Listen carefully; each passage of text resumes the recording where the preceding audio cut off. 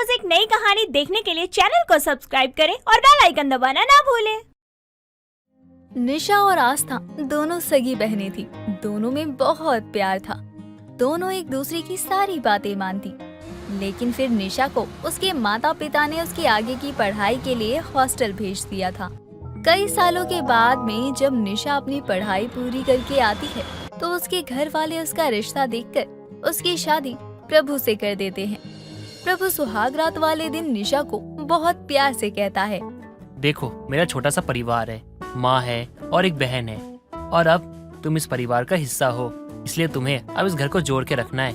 मुझे कभी निराश मत करना। मैं तो आज ही घर आई हूँ और आज ही आप मुझे ज्ञान का पाठ पढ़ाने लग गए। मुझे ऐसा लग रहा है जैसे कि मैं अपने पति नहीं बल्कि अपनी सास के साथ में बैठी हूँ। आज के दिन आपको ये सब बोलना जरूरी था क्या? सारा मूड खराब कर दिया।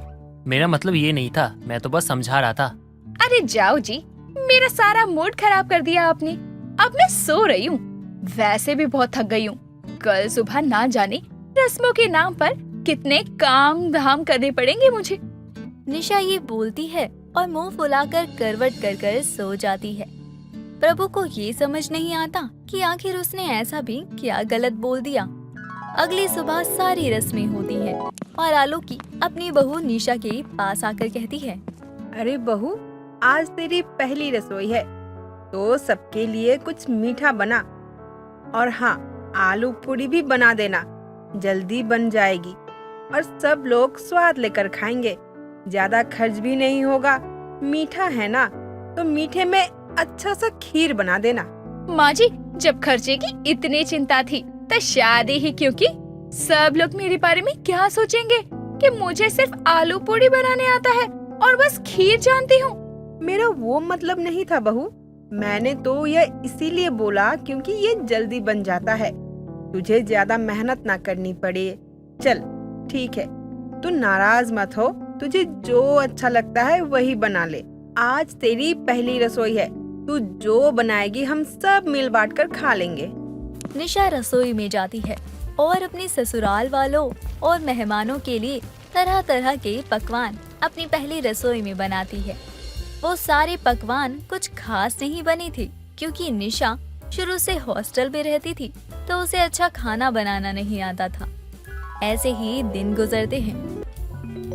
एक दिन प्रभु निशा के पास आकर कहता है, निशा, मुझे देरी हो रही है, जरा मेरे कपड़ों को प्रेस कर दो, आज ऑफिस में मीटिंग है।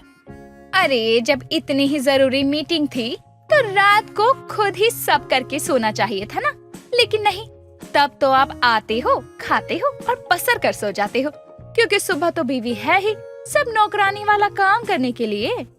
तुम ऐसा क्यों कह रही हो? मुझे मीटिंग का मैसेज आज सुबह सुबह मिला है, वरना मैं सारा काम खुद कर लेता हूँ।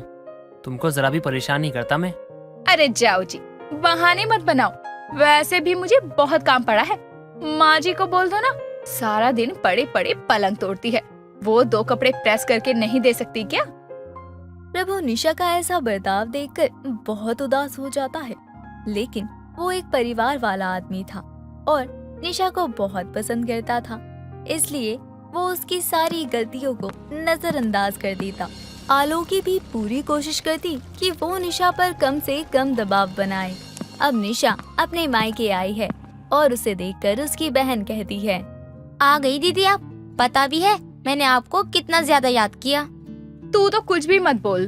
अगर मेरे घर वालों को ना मेरी इतनी चिंता होती तो इतनी जल्दी मेरी शादी नहीं करते। पहले तो मुझे हॉस्टल में पटक दिया और फिर हॉस्टल से आई तो कुछ ही महीनों में मेरी शादी कर दी। अब तू मेरी याद आने का नाटक कर रही है। नहीं दीदी, ऐसा कुछ नहीं है, हम सब आपको बहुत याद करते हैं। इतने अच्छे घर का रिश्ता आया था तो मम्मी पापा नहीं चाहते थे कि ये रिश्ता हाथ से जाए। मैं छोटी थी तो आपकी शादी कर दी। चल चल, अब ज्यादा बातें मत बना और मेरे लिए ना कुछ बढ़िया सा खाने को बना कर लेकर आ, बहुत भूख लग रही है मुझे। निशा का ये बर्ताव आस्था को बहुत बुरा लगता है, लेकिन आस्था सब बातों को नजरअंदाज करके निशा की पसंद का सारा खाना रसोई में बनाती है। निशा कुछ दिन अपने मायके में ही रहती है। निशा घर का कोई काम नहीं करती और सारा दिन कभी टीवी तो कभी फोन चलाती। उसकी हरकतों को देखकर आस्था अपने मन में कहती है, ना जाने दीदी अपने ससुराल में भी कुछ करती होगी या नहीं। अगर ऐसा ही चलता रहा तो कहीं दीदी अपना घर तुड़वा ना बैठे। कुछ दिन गुजरते हैं और प्रभु निशा को लेने अपने ससुराल आता है। तभी आस्था भी अपना बैग लेकर आती है और आस्था के साथ उसका बैग देखकर निशा सवाल करती है, अरे ये क्या है? आस्था, तू अपना बैग लेकर कहाँ को चल दी? किसी ट्रिप व्रिप पर जा रही है क्या? अरे नहीं नहीं दीदी, वो मेरी दीदी का नया ससुराल है, तो मैंने सोचा कुछ दिन मैं दीदी के ससुराल में रुक जाऊं। जीजू, अगर आपको कोई ऐतराज नहीं है तो कुछ दिन मैं आपके साथ आपके घर चलूं? अरे कैसी बातें कर रही हो साली साहिबा, जितना ये घर आपका है उतना वो घर भी आपका है, और कुछ दिनों के बाद आपकी शादी हो जाएगी, फिर दोनों घर पराये हो जाएंगे। इसलिए मैं तो ये कहता हूँ कुछ दिन उस घर में भी चलो। आस्था उसके बाद निशा के ससुराल आ जाती है। अगले दिन आशा जब सोकर उठती है तो देखती है कि आलोकी रसोई में खाना बना रही थी और निशा अपने कमरे में आराम से सो रही थी। आस्था आलोकी के पास रसोई में जाती है। आप क्यों नाश्ता बना रही हो? दीदी है ना, अब तो ये दीदी का घर है, ये सारे काम तो दीदी को करने चाहिए। अरे कैसी बात कर रही है आस्था, निशा बहू तो कोई काम करने के लिए राजी ही नहीं होती है। 12 बजे सोकर उठती है और नाश्ता करके घूमने निकल जाती है। शाम को आती है तो कभी मन हो तो खाना बनाती है, वरना कहती है कि ऑनलाइन मंगवा लो माँ जी। आलोकी अब आस्था को अपना और प्रभु का सारा दुखड़ा बताती है। ये सब सुनकर आस्था को बहुत बुरा लगता है और वो अपने मन में यह ठान लेती है कि वो अपनी बहन को सुधार कर रहेगी। इसके बाद वो आलोकी को कोई भी काम नहीं करने देती। एक दिन आलोकी सबको खाना परोस रही थी और उसे खाना परोसते देखकर निशा कहती है, अरे तू खाना क्यों परोस रही है आस्था? तू इस घर में मेहमान है, तुझे ये सब काम करने की क्या जरूरत? माँ जी कर लेंगी ना। निशा दीदी, एक दिन मैं भी अपने ससुराल जाऊंगी। मेरा भी मन है कि मैं अपने माँ बाप की नाक नीचे ना होने दूं और अपने ससुराल वालों की सेवा करूं। इसीलिए अभी से उसी की तैयारी कर रही हूँ। ये बात सुनकर निशा चुप हो जाती है। ऐसे ही दिन गुजरते हैं और एक दिन प्रभु को अपने बेड पर अपने कपड़े प्रेस मिलते हैं और वो प्यार से निशा को कहता है, अरे क्या बात है निशा, आज तो बहुत प्यार आ रहा है मुझ पे, बिना बोले कपड़े भी प्रेस है। मैं तो निशा ने ये बोला ही था कि तभी आस्था कमरे में आती है और कहती है, जीजू, ये कपड़े तो मैंने प्रेस किए हैं, इसका मतलब आप पर प्यार तो मुझे आ रहा है। अरे क्या बात है साली साहिबा, भले ही मेरी पत्नी निशा है लेकिन ध्यान आप रखती हो। क्या जीजू, आप भी? अच्छा आ जाओ, मैंने खाना लगा दिया है, खा लो। आस्था ये बोलकर प्रभु को चाय देकर चली जाती है।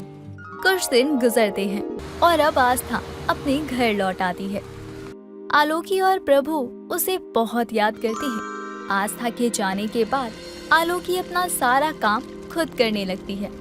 वो निशा को परेशान नहीं करती, लेकिन अब सब निशा से कभी कभी बात किया करती। ये सब देखकर निशा को बहुत बुरा लगता है।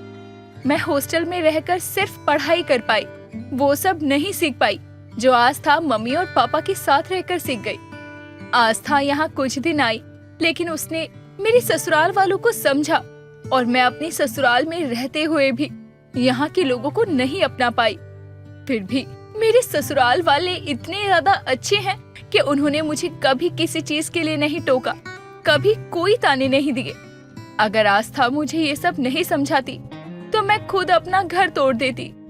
अब निशा को एहसास होता है कि घर जोड़ने के लिए घर वालों को अपनाना बहुत जरूरी होता है और अगली सुबह जल्दी उठकर सब लोगों के लिए नाश्ता बनाती है। वो प्रभु का टिफिन पैक करती है, उसके ऑफिस के कपड़े भी इस्त्री करती है। ये सब देखकर प्रभु के चेहरे पर भी मुस्कान आती है और आलोकी को भी ये देखकर खुशी होती है कि उसकी बहू को सही और गलत का फर्क समझ में आ गया है। और इस तरह प्रभु के घर जोड़ने वाली साली प्रभु का घर टूटते टूटते बचा देती है।